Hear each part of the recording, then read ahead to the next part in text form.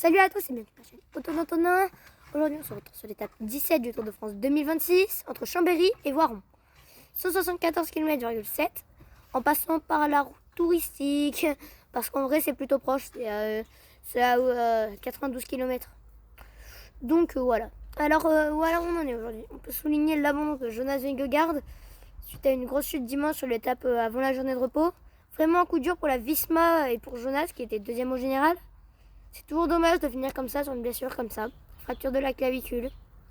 Dans le même manque de bol, Florian Lipovic, hier une grosse chute sur le contre-la-montre qui l'obligeait à abandonner aussi. Troisième du général sur le Tour 2025.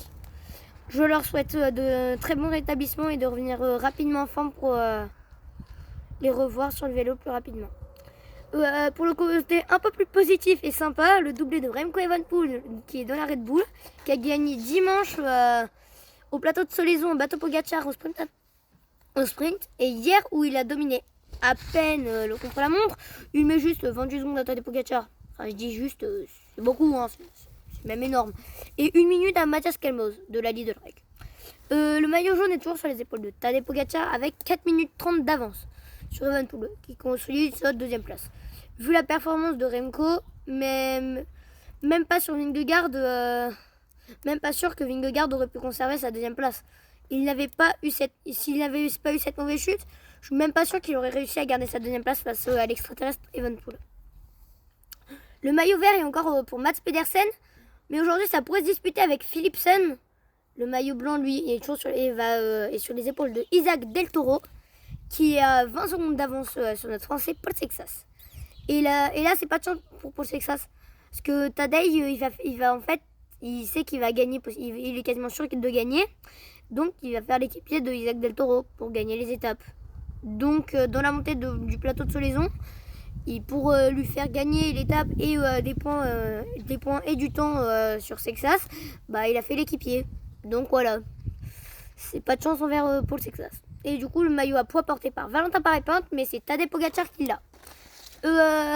Aujourd'hui, ça y est, ils arrivent à voir enfin près de chez moi. Demain, vendredi et samedi, ça va rouler tout autour. Et bien sûr, je serai sur le bord de la route. Une étape de plat, mais c'est relatif. Il y a quand même 2220 mètres de dénivelé positif.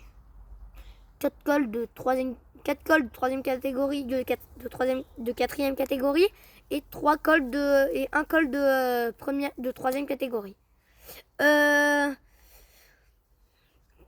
C'est aujourd'hui, les 4 sont plutôt sur le début de l'étape, ce qui pourrait profiter à Mats Pedersen, qui pourrait partir sur une échappée pour avancer et conforter son maillot vert. Le sprint intermédiaire est en fin d'étape, 24 km environ de l'arrivée. Pas simple à gérer pour un sprint final pour l'arrivée. Les sprinteurs ne pourront pas continuer à sprinter aux 25 km. Ou alors, ils ont beaucoup de jambes alors. Je vois bien une échappée dès le début où on pourrait retrouver Julien Alaphilippe, Mats Pedersen, Quinn Simmons, Baptiste Weisstroffer, l'infatigable de ce tour,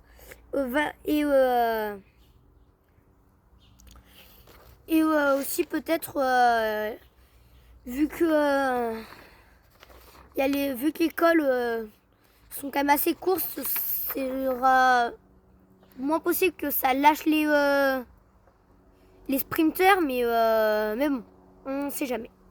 Au sprint intermédiaire, je pense qu'on pourrait voir rapidement partir en contre pour se disputer l'étape avec Liam Sluck, Kevin Vauquelin, Magnus Cort Nielsen, Jonas Abramson ou encore Mathieu Van Der Poel.